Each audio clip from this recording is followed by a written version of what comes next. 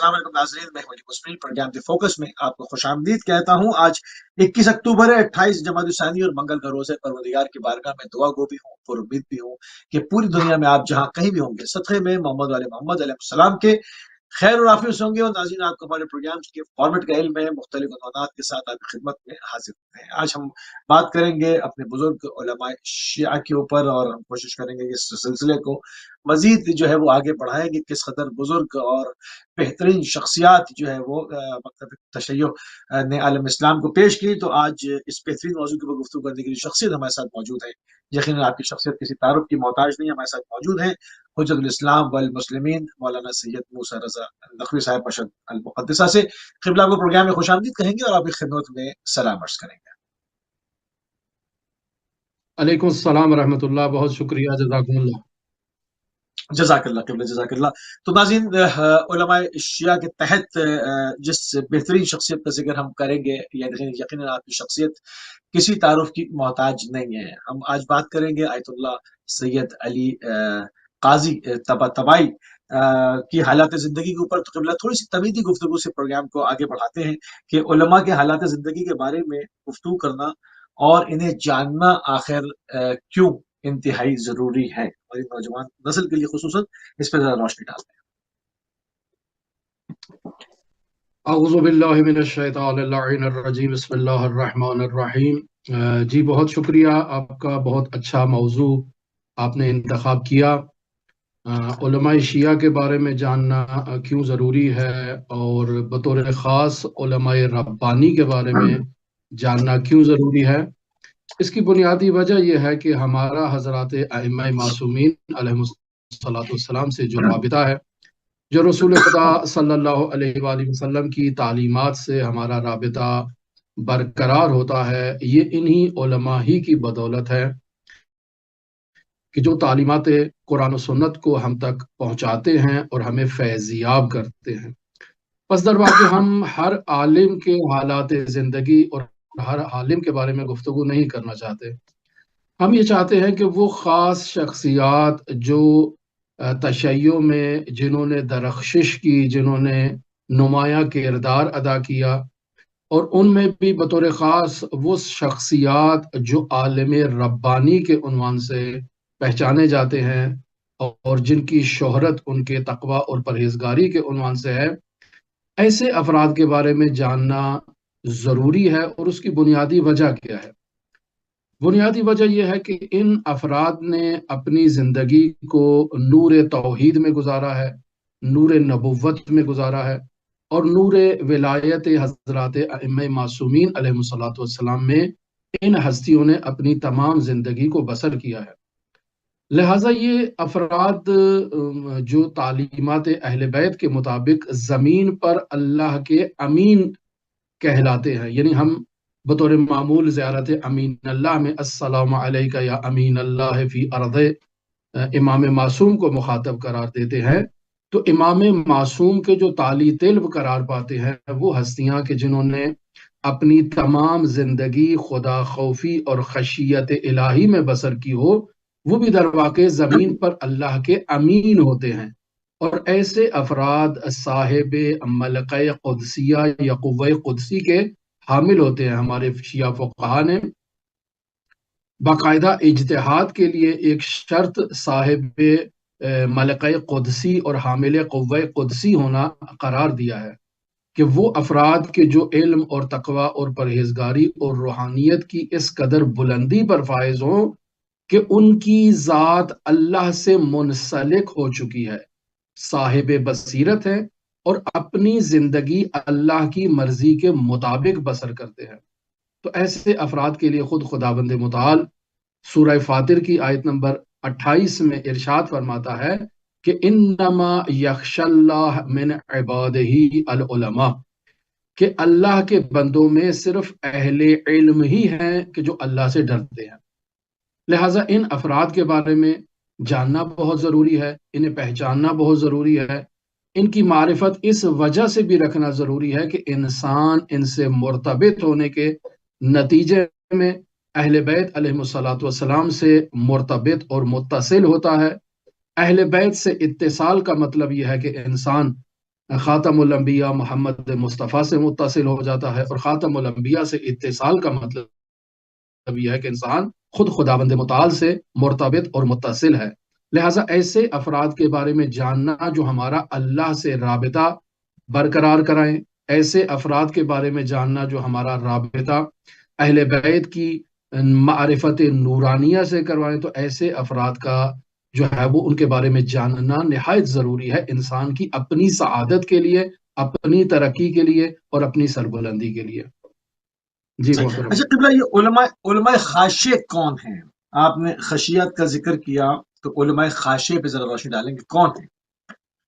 جی جی جی جی جی بہت اچھا، یہ بھی سوال ہے، در واقع اسی آیت سے متعلق ہے۔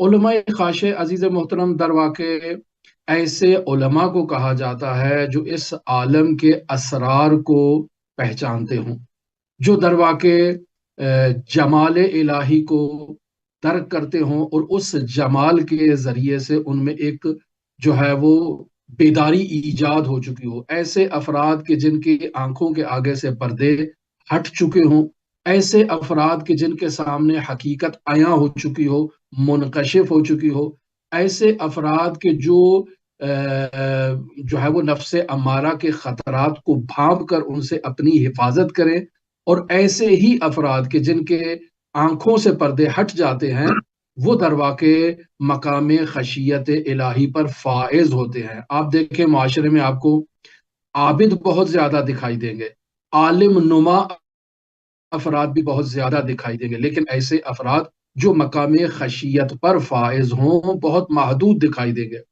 لہٰذا ہم رجوع کرتے ہیں روایت کی طرف۔ مرحوم کلینی رحمۃ اللہ علیہ نے کتاب شریف کافی جلد نمبر 1 ہے، صفحہ نمبر 36 ہے، اور حدیث نمبر 2 کے تحت جہاں وہ باب صفت العلماء اس کے اندر روایات کو بیان کر رہے ہیں، تو حضرت امام جعفر صادق علیہ الصلوۃ والسلام سے اسی آیت کو بیان کرتے ہیں کہ انما یخشی اللہ من عبادہ العلماء، کہ اللہ سے صرف جو ہے وہ علماء خشیت کا اظہار کرتے ہیں۔ تو یہاں پہ کیا مراد ہے؟ امام علیہ الصلوۃ والسلام اس آیت کی تشریح فرما رہے ہیں، یعنی بالعلماء من صدق فعلہ قولہ، یعنی مراد علماء خاشع سے ایسے افراد ہیں کہ صدق فعلہ قولہ، کہ جس کا فعل اس کے قول کی تصدیق کرتا ہے، یعنی اس نے زبان سے ایک بات جاری کر دی ہے، ایک زبان سے ایک بیان جاری کیا ہے، اور اس کا عمل اس کی تصدیق کر رہا ہے کہ میں نے جو زبان سے کہا ہے یہ بات بالکل درست ہے، یہ ہے عالم ربانی۔ پھر امام علیہ الصلوۃ والسلام فرماتے ہیں کہ وَمَنْ لَمْ يُصَدِّقْ فِعْلُهُ قَوْلُهُ، کہ جس کا فعل اس کے قول کے ساتھ تصدیق نہیں کرتا، مطابقت نہیں کرتا، فَلَيْسَ بِعَالِمٍ، اصلاً ایسا شخص تو عالم ہی نہیں ہے۔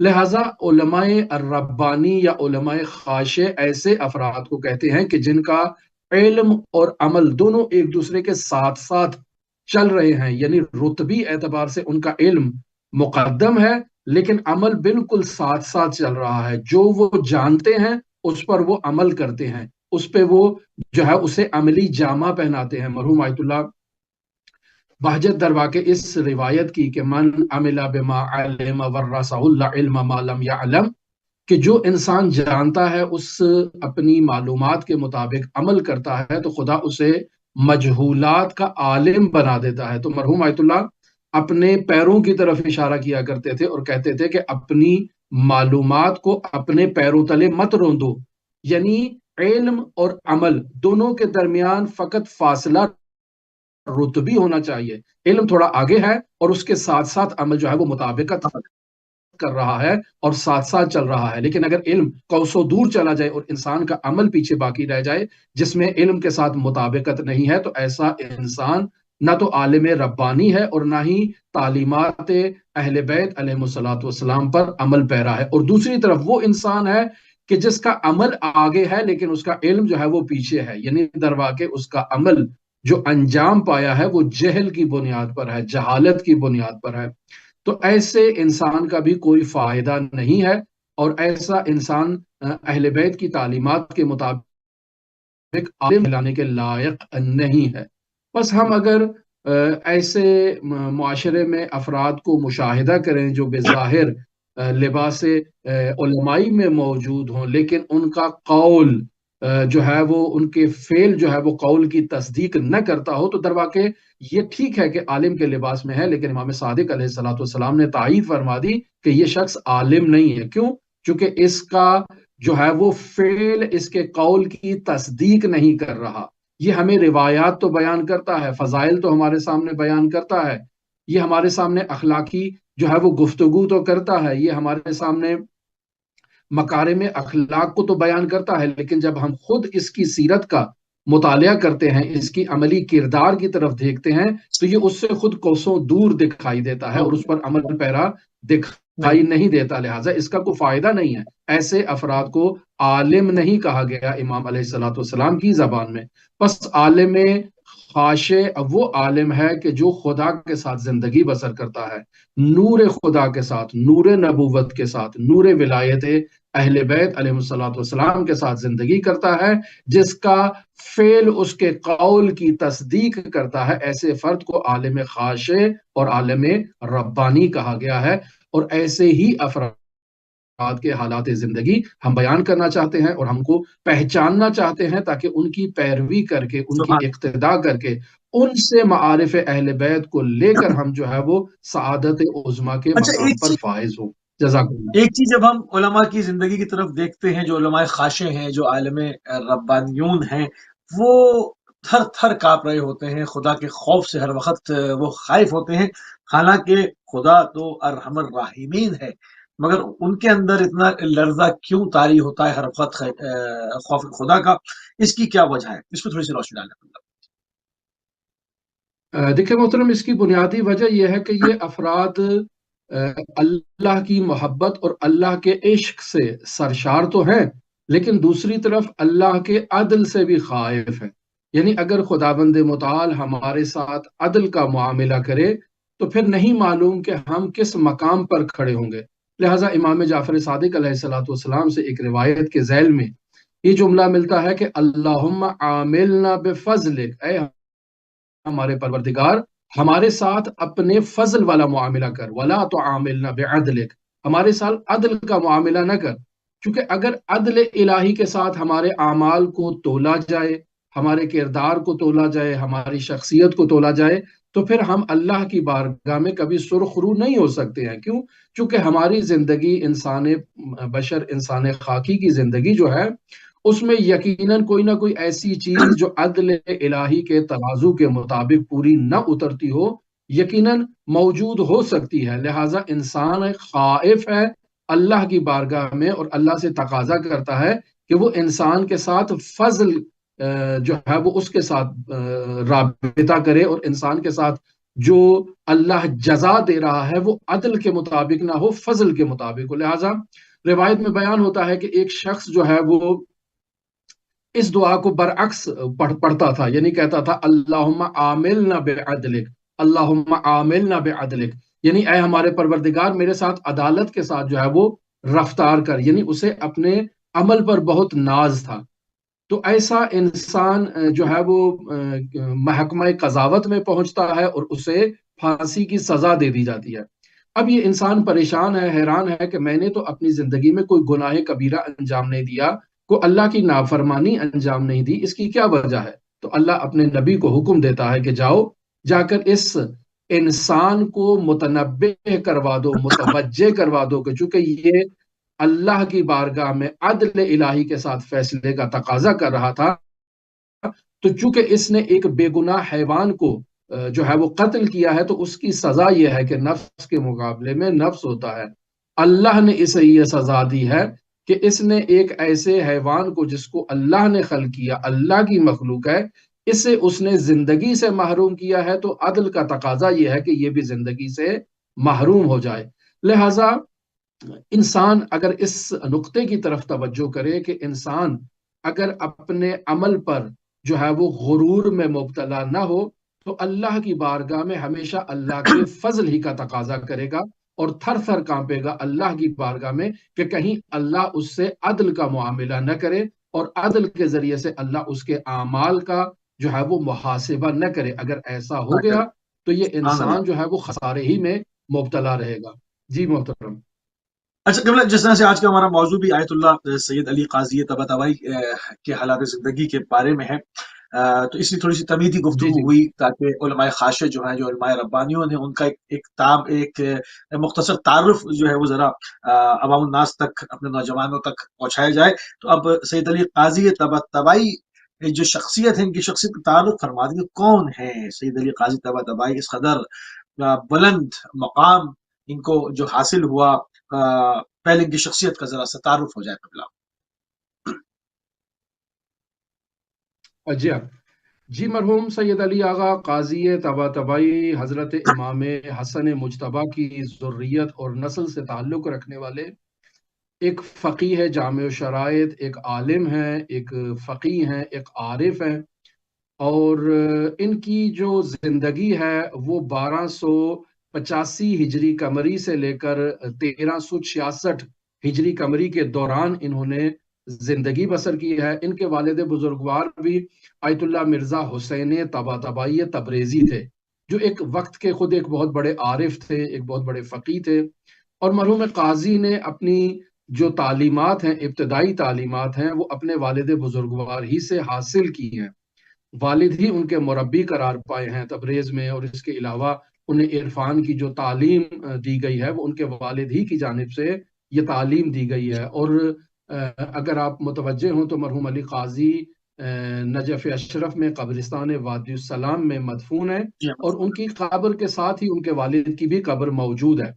तो मरहूम काजी दरवा के एक ऐसी शख्सियत है कि जिन्होंने जो है वो नहायत ही कद्र शख्सियात से इल्मी फैज़ हासिल किया है, जिनमें आप देखें कि मुल्ला हुसैन कुली हमदानी के जो एक नहायत ही नामदार फ़कीह, एक नहायत ही नामदार आरिफ हैं, कि जिन्होंने अपनी ज़िंदगी में 500 औलिया की तरबियत की है, बाकायदा वली तहवील दिए हैं मुआशरे में। यानी ऐसे अफराद के जो अल्लाह के तकर्रुब में बुलंद मर्तबे पर फाइज हों, जिन्होंने अहले बैत की तालीमात में खुद को इस कदर ज़ोब कर दिया हो कि अब उन्हें हजरात अहले बैत अलैहिस्सलातु वस्सलाम की विलायत की एक अदना सी तजल्ली उनकी जिंदगी में दाखिल हुई हो, तो ये दरवाके मरहूम मुल्ला हुसैन कुली हमदानी की तरबियत के नतीजे में थे।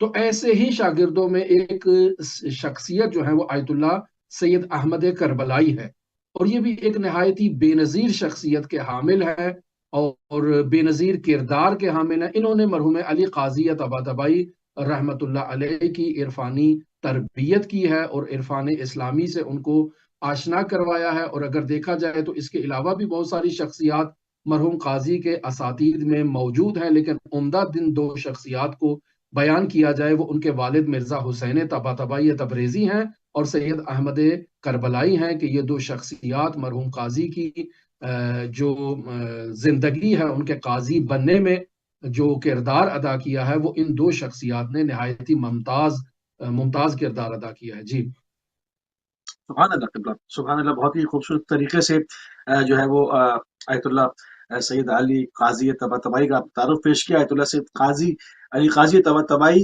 और बाकी बुजुर्गान में क्या फर्क, क्या है, डिफरेंस क्या है, इस पर जरा थोड़ी सी तफसीलन गुफ्तगू फरमा दें। जी, बहुत शुक्रिया। देखिए मोहतरम, हम पहले जो मुकद्दमाती तमहीदी गुफ्तगू में बयान कर चुके, जो फ़र्क बयान किया गया आलिम रब्बानी और आलिम गैर रब्बानी के दरमियान। आलिम रब्बानी वो है कि जिसका फेल उसके कौल की तस्दीक कर रहा है। गैर रब्बानी वो है कि जिसका फेल उसके कौल की तस्दीक नहीं कर रहा।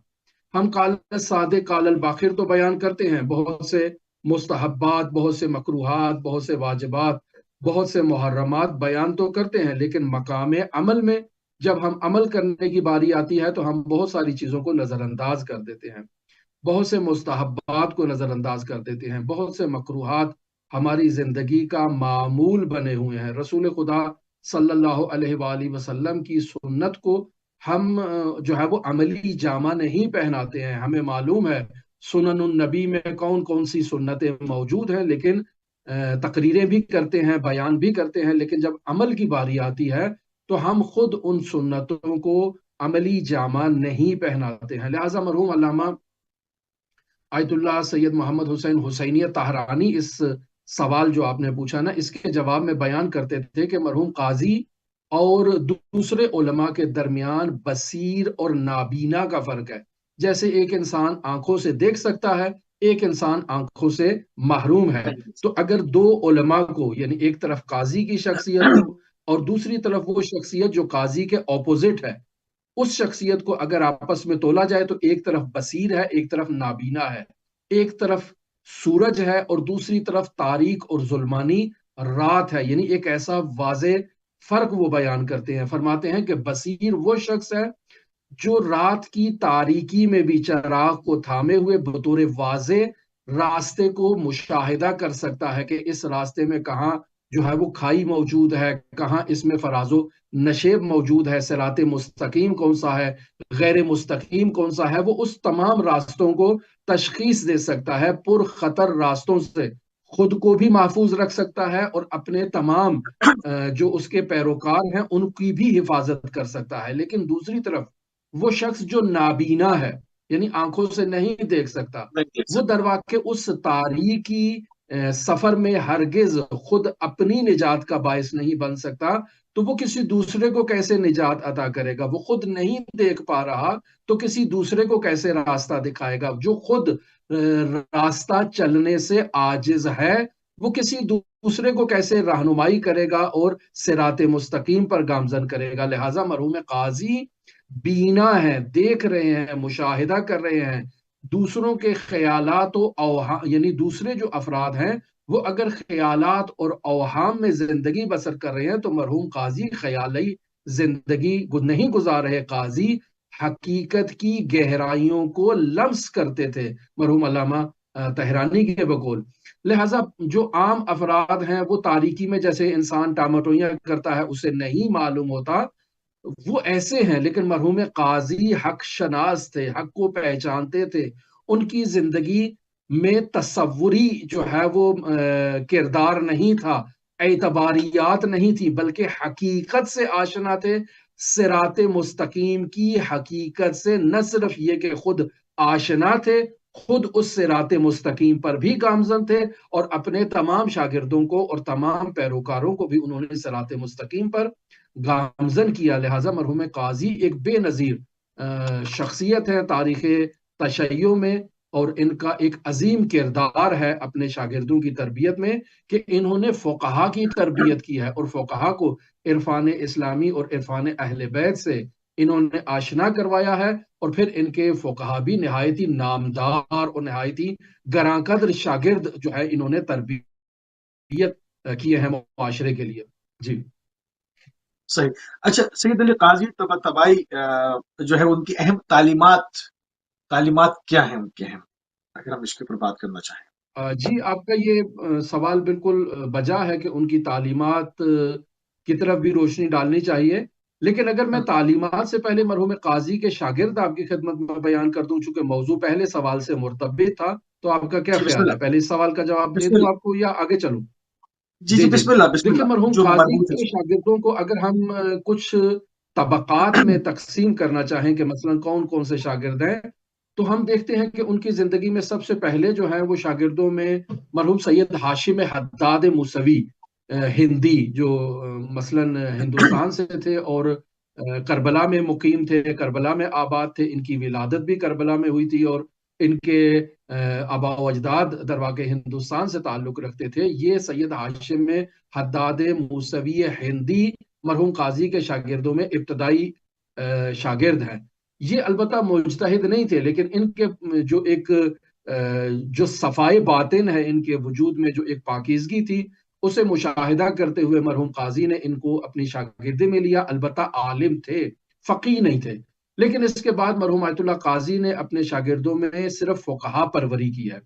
مثلا آیت اللہ شیخ محمد تقی آمولی جو اس وقت حرم مطہر حضرت امام رضا علیہ السلام میں مدفون ہے، یہ مرحوم قاضی کے شاگردوں میں ایک بہت ہی جلیل القدر شاگرد ہیں۔ انہیں مرحوم قاضی فقیہ تہرانی کے نام سے جو ہے وہ یاد کیا کرتے تھے، چونکہ شیخ محمد تقی آمولی تہران سے نجف اشرف تشریف لے گئے تھے۔ پھر ان کے شاگردوں میں اگر ہم دیکھتے ہیں تو آیت اللہ شیخ محمد علی برجردی ہیں۔ मरहूम आयतुल्लाह उज़्मा हुसैन बुरुजर्दी का जब इंतकाल होता है तो उस वक़्त मरजइयत उज़्मा के लिए जिन दो शख्सियात की तरफ निगाह डाली गई उनमें एक शख्सियत आयतुल्लाह मोहम्मद अली बुरुजर्दी की शख्सियत थी। और इन्हें ये कहा गया कि आप बुरुजर्द से जो है वो क़ुम तशरीफ़ लाएं और आयतुल्लाह बुरुजर्दी की जगह पर जो है वो हौज़ा इल्मिया की ज़आमत और मरजइयत को संभालें, लेकिन उन्होंने इनकार कर दिया। ये भी मरहूम अली काजी तबातबाई के शागिर्दों में एक बहुत ही नामदार, बहुत ही बुलंद रुतबा शख्सियत है। फिर हम देखते हैं आयतुल्लाह सैयद अली खलखाली हैं, आयतुल्लाह हसन मस्कती एक बहुत ही बेनज़ीर शख्सियत है मरहूम काजी के शागिर्दों में, जो इस वक्त हिंदुस्तान में मदफून है, जो कि तबलीग के लिए हिंदुस्तान गए थे। तो इनका भी एक बहुत ही मुनफरिद मकाम है मरहूम काजी के शागिर्दों में। तो तबक़ा अव्वल में हम देखें तो ये जो है वो पहले मुकद्दम शागिर्दों की फहरिस्त में ये हैं। फिर दूसरे नंबर पर अगर हम देखते हैं तो नहायती गरांकदर शागिर्दों में मुफस्सिर अज़ीमुशान कुरान साहिब तफसीर अल मीज़ान अल्लामा मोहम्मद हुसैन तबातबाई रहमतुल्लाह अलैह की शख्सियत है। मरहूम सैयद अहमद कश्मीरी जो कश्मीर में तशरीफ ले गए वापस और कश्मीर ही में मदफून है, जिन्हें काजी सानी के नाम से भी याद किया जाता था। इस कदर वो अपने उस्ताद के शबी थे अमल में कि उन्हें काजी सानी का लक़ब दिया गया। वो भी दरवा के फ़क़ी थे, फ़क़ीह अहले बैत थे और मरहूम काजी के शागिर्दों में है। आयतुल्लाह मिर्ज़ा इब्राहिम सीस्तानी उनके शागिर्दों में है। फिर मुफस्सिर अज़ीमुशान कुरान अल्लामा तबातबाई के भाई इलाही तबातबाई भी मरहूम काजी के शागिर्दों में है, जो नहायत ही एक बेनज़ीर और मुमताज़ शख्सियत के हामिल हैं कि उनके अगर हालात ज़िंदगी की तरफ आप डालें तो वो जो है वो बाकायदा अरवाह से गुफ्तगू किया करते थे। बहुत ही एक बेनज़ीर शख्सियत के मालिक हैं, बहुत ही क़िदासत रखते हैं। और अगर हम तीसरे गुरोह की तरफ रुजू करें तो आयतुल्लाह शेख अब्बास से हातिफ कूचानी उनके शागिर्दों में है कि जो मरहूम काजी के इंतकाल के बाद मरहूम काजी के वसी भी करार पाए। फिर आयतुल्लाह शेख मोहम्मद तकी बहजत फूमनी रश्ती वो भी मरहूम काजी के शागिर्दों में है। आयतुल्लाह सैयद अब्दुल करीम रज़वी कश्मीरी भी मरहूम काजी के शागिर्दों में है। और इसके अलावा मरहूम काजी ने बहुत सारे फ़क़ी शागिर्दों की तरबियत की है, लिहाजा एक बेनज़ीर मकाम रखते हैं मरहूम काजी और मरहूम काजी के तमाम शागिर्द। हत्ता इनकलाब इस्लामी की कामयाबी में भी मरहूम काजी के शागिर्दों का एक बहुत बड़ा अहम किरदार है, एक अहम रोल है कि इमाम खुमैनी रहमतुल्लाह अलैह को जो है वो इनकलाब के लिए और तहरीक शुरू करने के लिए मरहूम काजी ने जो है वो उनको पेशबीनी की थी और उन्हें मुतवज्जे किया था इस तरफ। ये एक अलग मौजू है, अलबत्ता हमारे मौजू गुफ्तगू से ताल्लुक नहीं रखता है, लेकिन बहुत अहम किरदार है इनकलाब इस्लामी ईरान में मरहूम काजी के शागिर्दों का। जी, अब आपने जो दूसरा सवाल किया तालीमात का, अगर आप चाहें तो मैं जी, उसी को तालीमात तसलसल दूं तालीमात या कोई और सवाल है तो बयान फरमाएं। जी जी जी जी, तालीमात तालीमात तसलसल के साथ। जी जी जी, मरहूम काजी की तालीमात की तरफ अगर हम रुजू करें तो काजी की तालीमात में जो सबसे अहम मसला एक इंसान के लिए पेश आता है वो इंसान के ख्यालात हैं कि इंसान अगर अपने ख्यालात पर कंट्रोल नहीं कर सकता और अपने ख्यालात पर काबू नहीं पा सकता तो ऐसा इंसान अल्लाह की मारिफत के बुलंद रुतबों पर फाइज नहीं हो सकता है। चूंकि इंसान नमाज पढ़ता है तो ख्यालात आकर उसको दबोच लेते हैं। इंसान अगर कुरान मजीद की तिलावत करता है तो ख्यालात आकर उसको दबोच लेते हैं। लिहाजा नफी खवातिर यानी इन ख्यालात को नफी करना, अपने वजूद से इन्हें बाहर धकेल देना, इस मौजू पर हमारे उलमाए शिया और रफ़ाई शिया ने काफ़ी सैर हासिल गुफ्तगू की है, काफ़ी वज़ाइफ दिए हैं, काफ़ी जो है वो तरीक़ेकार बयान किया गया है। जैसे हम देखें तो आयतुल्लाह अल्लामा सैयद मोहम्मद हुसैन हुसैनियत तहरानी ने अपने उस्ताद अल्लामा सैयद मोहम्मद हुसैन तबातबाई रहमतुल्लाह अलैह से जो दुरूस का मजमुआ एक लुब्बुल लुबाब की सूरत में हमारे लिए बयान किया, उसमें भी एक तफसीली बहस नफ़ी खवातिर से मुतालिक जो है वो बयान की गई है। और इसी तरह अगर हम देखते हैं तो सैयद इब्न ताऊस ने भी नफ़ी खवातिर से मुतालिक तफसीली गुफ्तगू की है।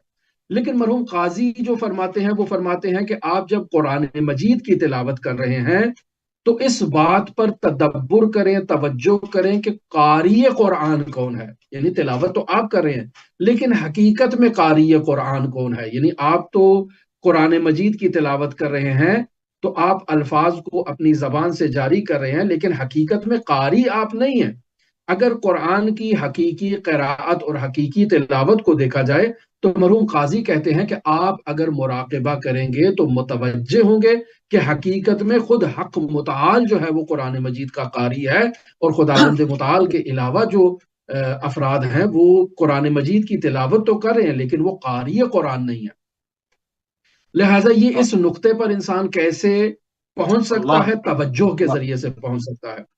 اور پھر دوسرا نہایت اہم نقطہ مرحوم قاضی بیان کرتے ہیں کہ اگر انسان اپنے وجود سے خیالات کو ختم کرنا چاہتا ہے، نفی خواتر کرنا چاہتا ہے، تو وہ آئے حضرت سید الشہداء کے دروازے پر۔ باب الحسین ایک ایسا دروازہ ہے کہ جو انسان کے وجود سے حجابات کو مرتفع کرتا ہے، اور ایک عظیم عنایت خداوند متعال کی حضرت سید الشہداء کو حاصل ہے کہ حضرت سید الشہداء کی طرف توجہ کے نتیجے میں، یہ حضرت سید الشہداء کی مجالس کے نتیجے میں اور حضرت سید الشہداء کے توسل کے نتیجے میں انسان اپنے ان خیالات پر قابو پا سکتا ہے اور نفی خواتر کی حقیقت تک پہنچ سکتا ہے۔ لہٰذا انسان جو ذکر کر رہا ہے، یہ ذکر اس وقت تک تاثیر گزار انسان کے وجود میں نہیں ہو سکتا جب تک انسان نفی خواتر کو انجام نہیں دے۔ اب پھر کیا کیا جائے؟ کیسے سید الشہداء کی مجالس عزا سے اور کیسے قرآن مجید کی تلاوت سے انسان جو ہے وہ نفی خواتر کرے، یہ ایک تفصیلی موضوع ہے۔ اگر میں اس پر اجمالی آپ کے سامنے گفتگو کرنا چاہوں تو پہلی چیز یہ ہے کہ انسان مراقبے کے ذریعے سے انسان نفی خواتر کر سکتا ہے، یعنی قرآن مجید کی تلاوت کے لیے انسان مراقبہ کرے، حضرت سید الشہداء علیہ الصلوۃ والسلام سے توسل کے لیے انسان مراقبہ کرے۔ اور مراقبہ بطور معمول جو ہے وہ ہمارے ہاں جو ہے وہ صرف ایک کلمہ استعمال کیا جاتا ہے کہ انسان اپنا خیال رکھے، اسے مراقبہ کہا جاتا ہے۔ البتہ آج کل معاشرے میں اور بہت سارے الفاظ رائج ہیں اور بہت سارے جو ہے وہ مکاتب فکر کے نزدیک مراقبے بیان کیے جاتے ہیں، لیکن وہ چیز جو اور رفاع شیعہ نے بیان کی ہے مراقبے کے عنوان سے، وہ صرف اپنے اوپر توجہ کا نام نہیں ہے، بلکہ یہ چار چیزیں مل کر مراقبہ بنتی ہے۔ مثلا سب سے پہلے انسان مشارطہ کرتا ہے، اپنے ساتھ شرط کرتا ہے کہ اس نے اس کام کو انجام دینا ہے، یہ ہے مشارطے کا مرحلہ۔ یہ شرط جب انسان کرتا ہے، بالفرض میں آپ کی خدمت میں ایک مثال دیتا ہوں، انسان شرط کرتا ہے کہ میں نے ہر روز نماز تہجد پڑھنی ہے، یہ شرط ہے، اپنے ساتھ انسان شرط کرتا ہے۔ شرط کے بعد انسان نے اپنا خیال رکھنا ہے جسے مراقبہ کہا جاتا ہے۔ وہ خیال یہ ہے کہ انسان وہ تمام امور جو اس کی تہجد گزاری کے راہ میں رکاوٹ ایجاد کرتے ہیں، ان امور سے اپنے آپ کو تطہیر کرے اور پاکیزہ کرے، اور پھر خیال رکھے کہ تہجد کے وقت وہ چیز جو اس کو تہجد کے وقت بیدار کرنے میں مدد کرتے ہیں، ان امور کو اپنی زندگی میں لے کر آئے، یہ ہے مراقبہ۔ پھر اس کے بعد انسان محاسبہ کرتا ہے، یعنی روزانہ اپنے لیے ایک وقت معین کر لیتا ہے جس وقت میں انسان بیٹھ کر یہ جائزہ لیتا ہے کہ میں نے جو تہجد کے وقت تہجد گزاری کرنی تھی وہ میں نے کی ہے یا نہیں کی ہے۔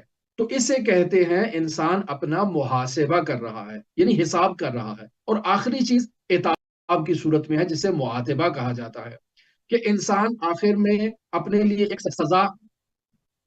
سزا تجویز کر لیتا ہے اور کہتا ہے کہ اگر میں نے تہجد گزاری نہیں کی تو میں اگلے دن روزہ رکھوں گا، میں اس کی جو ہے وہ اس طرح سے اپنے آپ کو تنبیہ کروں گا۔ تو اس تمام عمل کو جو ہے وہ مراقبہ کہا جاتا ہے، جس میں مشارطہ بھی ہے، مراقبہ بھی ہے، محاسبہ بھی ہے، معاتبہ بھی ہے۔ لیکن ہمارے یہاں بطور معمول جو ہے وہ صرف ایک ہی کلمے کو مراقبہ کہا جاتا ہے، اور وہ ہے اپنا خیال رکھنا، جبکہ علماء کی تعلیمات میں یہ سب چیزیں مراقبہ کہلاتی ہیں۔ اور پھر اس کے علاوہ اپنے نفس پر توجہ دینا، اپنے نفس سے عبور کر جانا، یہ بھی نہایت ہی ضروری ہے۔ اور اگر میں اس کو آپ کی خدمت میں بیان کروں کہ کیسے مرحوم قاضی کی تعلیمات میں انسان اپنے نفس سے عبور کر سکتا ہے، تو مرحوم قاضی ایک نسخہ دیا کرتے تھے اپنے تمام شاگردوں کو کہ جو ان کے درس میں آنا چاہتے ہیں، مرحوم قاضی کی شاگردی کرنا چاہتے ہیں، یہ ان لوگوں کے لیے نسخہ ہے۔ وہ نسخہ کیا ہے کہ امام جعفر صادق علیہ السلام کی ایک معروف حدیث ہے، حدیث عنوان بصری۔ یہ ایک شخص ہے جو امام جعفر صادق علیہ السلام کی بارگاہ میں آتا ہے اور ان سے وہ فیض حاصل کرنا چاہتا ہے. مکمل ایک واقعہ ہے جسے مرحوم شیخ بہائی رحمۃ اللہ علیہ نے بھی ذکر کیا اور متعدد علماء نے بھی ذکر کیا. مرحوم قاضی یہ کہا کرتے تھے کہ اس حدیث عنوان بصری کو اپنی جیب میں ہر وقت انسان رکھے، ہفتے میں ایک دفعہ دو دفعہ اس کو ضرور مطالعہ کرے اور اس کو عملی جامہ پہنائے، اس کا مجسمہ بنے. جب انسان حدیث عنوان بصری پر عمل پیرا ہو جائے پھر وہ آئے مرحوم قاضی سے شاگردی کرنے کے لیے اور مرحوم قاضی سے فیض حاصل کرنے کے لیے. لہٰذا حدیث عنوان بصری انسان کا اپنے نفس سے عبور کرنا اس میں بہت مددگار فراہم ہوتی ہے. پھر اس کے علاوہ دنیا اور آخرت کے خیر کے لیے اگر کوئی شخص چاہتا ہے کہ خیر دنیا حاصل کرے، خیر آخرت حاصل کرے، تو مرحوم قاضی فرمایا کرتے تھے کہ تہجد پڑھے. یہ بھی معروف واقعہ ہے. مرحوم مفسر قرآن علامہ سید محمد حسین طباطبائی رحمۃ اللہ علیہ جب نجف اشرف عراق تعلیم حاصل کرنے کے لیے گئے تو مرحوم قاضی سے جب ان کی ملاقات ہوئی تو مرحوم قاضی نے کہا کہ بیٹا اگر تم دنیا چاہتے ہو تو تہجد کے وقت بیدار ہو کے تہجد گزاری کرو، اور اگر تم آخرت چاہتے ہو تو بھی تہجد کے وقت بیدار ہو اور تہجد گزاری کرو. پس دنیا اور آخرت کے حصول کا اور کامیابی کا راز تہجد گزاری میں ہے، مرحوم قاضی کی تعلیمات کے اندر.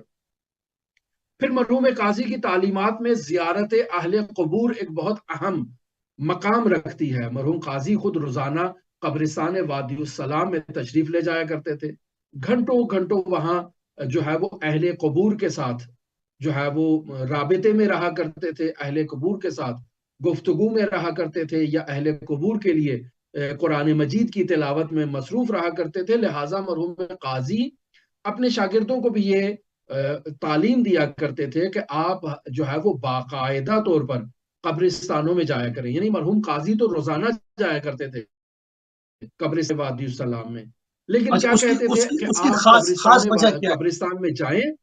ہے؟ اس کی خاص وجہ کیا ہے؟ جی جی محترم. اس کی خاص وجہ کیا، ہاں، اس خاص کی علت خاص کیا ہے اس وجہ کی؟ دیکھیں یہ ہے کہ انسان قبرستان میں جائے پہلے تو جا کر ارواح مؤمنین کے لیے قبور مؤمنین پر انسان فاتحہ فاتحہ کرے، خوانی کرتا ہے. فاتحہ خوانی کرے، صحیح. دوسرا اہم جو راز مرحوم قاضی بیان کرتے تھے وہ یہ ہے کہ انسان فاتحہ خوانی کے بعد ایک کونے میں ایک سائڈ پر بیٹھ جائے، نہایت ہی خاموشی کے ساتھ اپنی موت کے بارے میں، اپنی عاقبت کے بارے میں غور و خوض کرے کہ بالآخر اس انسان نے بھی اسی قبرستان میں آنا ہے اور اسی طرح سے منو مٹی کے تحت انسان نے دفن کر دیا جانا ہے، انسان کو سپرد خاک کر دیا جانا ہے اسی قبرستان میں، اسی مٹی کے نیچے.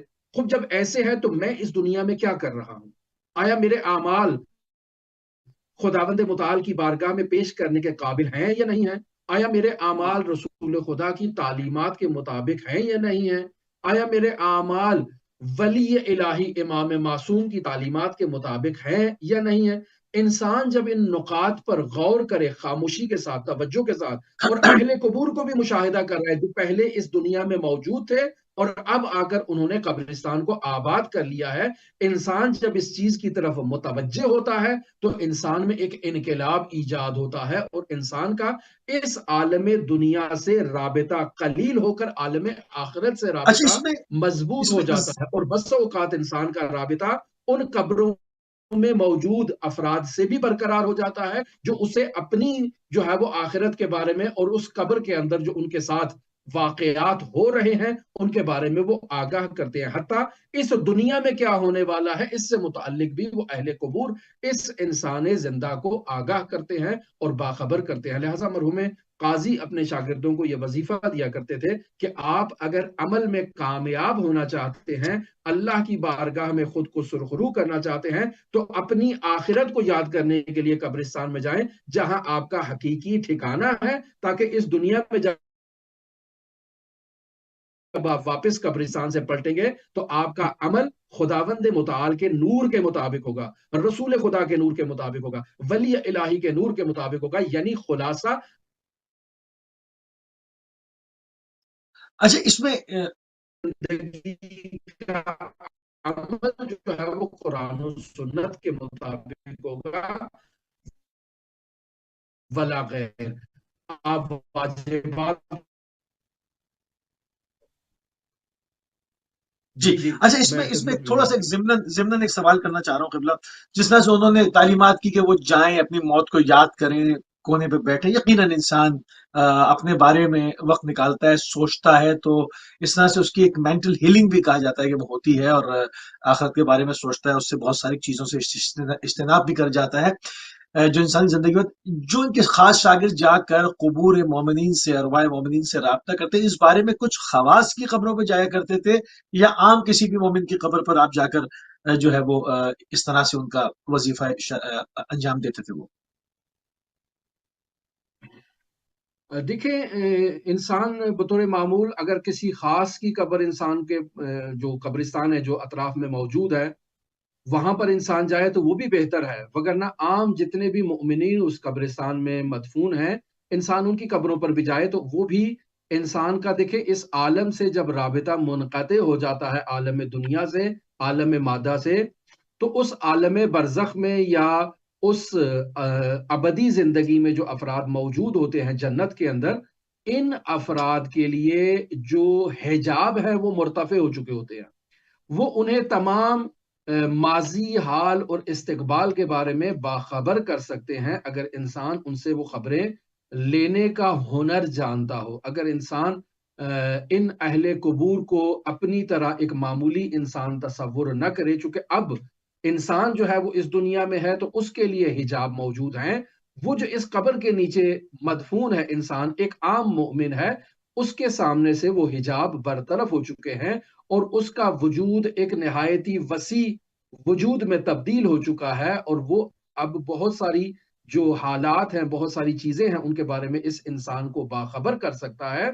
लिहाजा ये जरूरी नहीं है कि हम किसी बहुत ही बड़े वली के मज़ार पर जाएं या किसी बहुत ही बड़े जो है वो साहिब मकाम, साहिब तकवा शख्स के पास जाएं। अलबत्ता अगर वहां जाएं तो बहुत अच्छा है, लेकिन अगर नहीं तो अरवाह मुमिनीन, जो मुमिनीन के कबूर हैं, उनके ऊपर जाकर इंसान जो है वो फातिहा खानी करे और वहां इंसान अपने बारे में मुतवज्जे हो, तो यकीनन इंसान का उन अहले कबूर से राबिता बरकरार हो सकता है, उसी मुराकबे के नतीजे में जो ऊपर हम आपकी खिदमत में बयान कर चुके हैं अपनी गुफ्तगू में।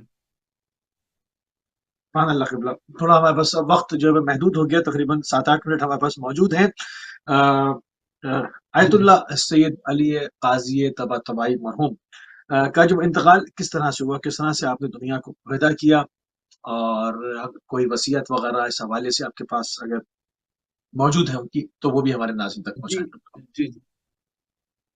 देखिए, मरहूम काजी रहमतुल्लाह अलैह का इंतकाल जो है वो तो ज़ाहिर है 1366 हिजरी कमरी में ही उनका इंतकाल हुआ है, और बीमारी इस्तिस्का बयान की जाती है, यानी ऐसी बीमारी जिसमें इंसान पानी ज्यादा पीता है, इंसान को प्यास ज्यादा लगती है, और ये बीमारी भी उनकी काफी वक्त तक जारी रही थी। और मरहूम काजी को अपनी मौत के बारे में इल्म था, अपने वक्त के बारे में इल्म था कि कब उन्होंने इस दुनिया से मुफारकत इख्तियार करनी है। लिहाजा उनके खानदान के अफराद, बतौर खास उनके साहिबजादे मरहूम आयतुल्लाह हसन काजी तबातबाई, वो बयान करते हैं कि मेरे बाबा को जब मुआलजे के लिए जो तबीब उनके पास लाए जाते थे, वो उनका मुआयना करते थे, उनके लिए अनवाउ अकसाम की दवाइयाँ तजवीज़ किया करते थे, तो बाबा उन दवाओं को इस्तेमाल करने से मना करते थे। कहते थे कि मौत का कोई इलाज नहीं है, ये दवाइयां मौत को नहीं टाल सकती हैं। यानी मरहूम काजी अपनी मौत के बारे में अपने घर वालों को बयान करते थे कि अब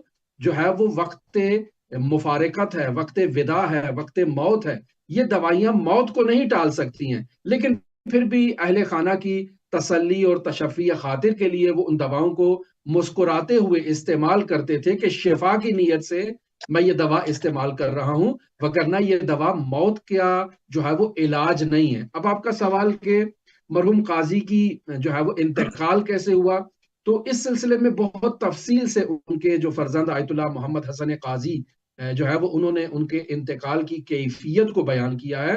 मैं यहाँ सिर्फ इजमाले मतलब आपकी खिदमत में बयान करूं कि आयतुल्लाह हसन काजी कहते हैं कि वो आखिरी रात जब बाबा का इंतकाल हुआ तो उन्होंने मुझे अपने पास बुलाया और मुझे कहा कि ये तमाम मेरे कमरे की खिड़कियां मुकम्मल सील कर दी जाएं, मुकम्मल बंद कर दी जाएं, पर्दे आवेजा कर दिए जाएं, मेरे कमरे के दरवाजे को मजबूती से बांध दिया जाए, बंद कर दिया जाए, और कोई मेरे कमरे में दाखिल ना हो। اور پھر انہیں کہا کہ آپ بھی اپنے گھر واپس چلے جائیں، صبح آپ نے آنا ہے، ابھی آپ یہاں پر نہ رہیں۔ تو مرحوم آغا حسن قاضی طباطبائی کہتے ہیں کہ میں نے بابا کی اس گفتگو کے مطابق کھڑکیاں بند کر دی، پردے جو ہے وہ آویزاں کر دیے، دروازہ بند کر دیا اور باہر چلا گیا۔ گھر کے باقی افراد کو بھی کہا کہ بابا نے منع کیا ہے کوئی اندر گھر کے اس کمرے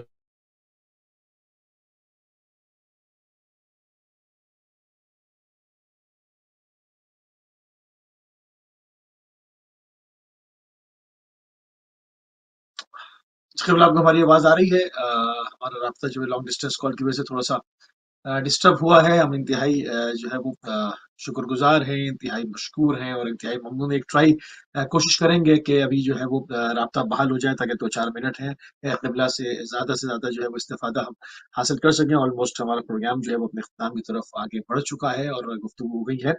ہم کنٹرول روم سے گزارش کریں گے کہ ایک جو ہے وہ ٹرائی کر لیں، ورنہ پھر ہم جو ہے وہ پروگرام اختتامی طرف لے کے جائیں گے۔ بہت ہی خوبصورت گفتگو، معنی خیز گفتگو، علماء شیعہ کے حالات، علماء ربانیون، ان عرفا کے حالات جو ہے وہ ہم نے کوشش کی ہے کہ اس سلسلے کو جب انشاءاللہ آپ کے محضر میں جو ہے وہ ہر ہفتے جو ہے وہ جاری و ساری رکھیں اور اس سلسلے کو نہ روکیں، اور اس میں جو ہے وہ مختلف جو برگزیدہ شخصیات ہیں، جس طرح سے قبلہ نے کہا کہ بڑی بڑی شخصیات جو ہے وہ گزری ہیں، تو ون بائی ون کر کے جو ہے ان کے حالات زندگی بیان کیے جائیں اپنے نوجوانوں کے لیے۔